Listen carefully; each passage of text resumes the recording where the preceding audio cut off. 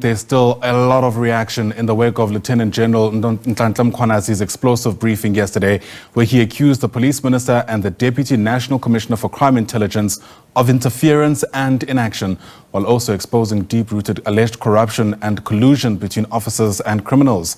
South Africans, of course, are still questioning the very integrity of the institution that's meant to question them.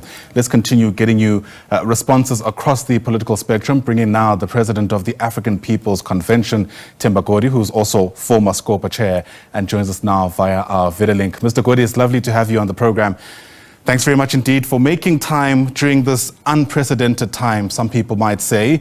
You've heard what the commissioner has said at the weekend, but there are other people juxtaposing it against reports the previous weekend of an imminent arrest, apparently, against the national commissioner in Fani Masemola. I wonder what you make of what we've heard and what the end game might be here. Well, thanks for having me. Indeed, unprecedented, occurrences. If you know how the police operate and you know the person of General Mkhwanazi, such a policeman who would, it is out of character for him to go outside the procedures and prescripts, of the institution and to go public. What I can say, based on my experience of working with the police, from Jackie Silebe to Ria Piecha, right up to Commissioner Kehla Stoll, it is to realize that that institution, being critical for the country and even for the success of the corrupt and criminal syndicates, is heavily and highly infiltrated. And I believe that General Mkhwanazi coming out into the public is to bring the public into the tussles that are happening within the police force. And it will be interesting to see how things unfold. But what can finally answer all the questions that we all have, it's a proper inquiry, whether it's a parliamentary inquiry or it is a judicial inquiry, but an inquiry that would allow everybody to lay the facts and they be examined and a determination be made. And I wonder whether you were taken by surprise by just the extent of the alleged rot here. I mean, you've already alluded to the fact that this in some ways had reminiscent or was reminiscent of stuff you've heard before in your line of work. But were you kind of prepared for the extent to which Mkhwanazi went in making the kind of claims that he did? Not at all, not at all. I think that was like a bombshell, so to speak. I mean, there have always been suspicions around the previous minister's involvement, but the starkness of what General Mkhwanazi, presented, it's too interesting to be ignored and to be dismissed offhand. I think he has opened the genie box bottle. I don't think that anybody can or will dismiss these things offhand. We have seen already the response from some ANC leaders pointing in the usual direction of cover-up. But I think the public disgust with crime levels and with corruption will be so strong that there will have to be an inquiry. Look, in 2014, Cabinet took a decision that all public officials working with finances must be vetted. And I think SABC official refused to be vetted.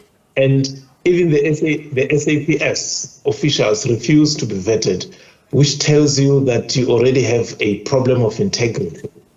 And in my last term, we had a series of engagements with the SAPS under Commissioner Stoll.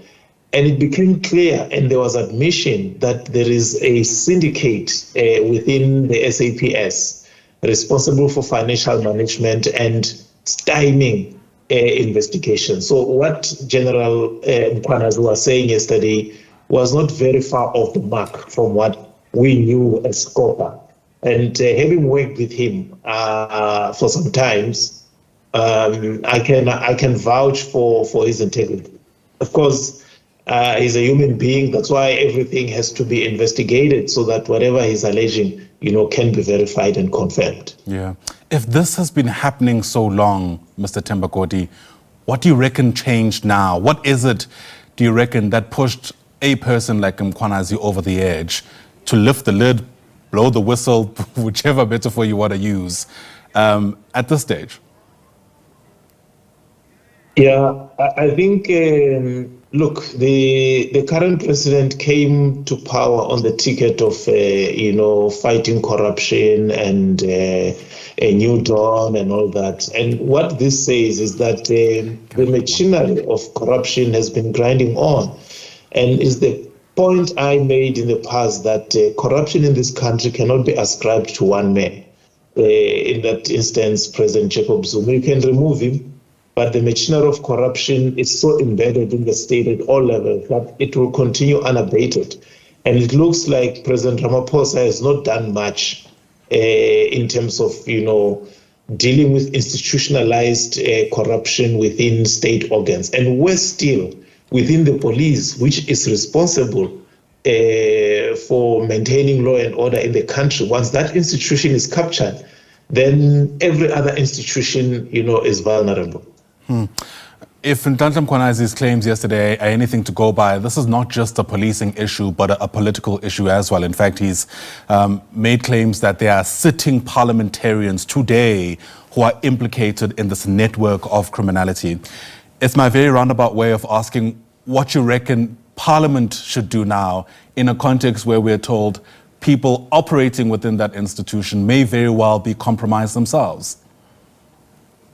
Yeah, that was quite startling, but clearly corruption in this country cannot be a problem of politicians alone, nor can it be a problem of administrators alone, which for me then brings into focus the fact that maybe we need an inquiry that is outside Parliament. If you're going to have members of Parliament also being implicated, then Parliament might not be the correct platform to do the inquiry. We may need to get a retired judge and some people to lead that investigation so that they can investigate everybody, because as you can see, there were also allegations against the judiciary. So you need somebody outside the state who is free from the influence of any angle of the state to be part of the investigation. Gosh, yet another possible inquiry. Themba Godi, thanks for giving us your take. Appreciate the time. Themba Godi is the president of the African People's Convention, also, of course, a former SCOPA chair.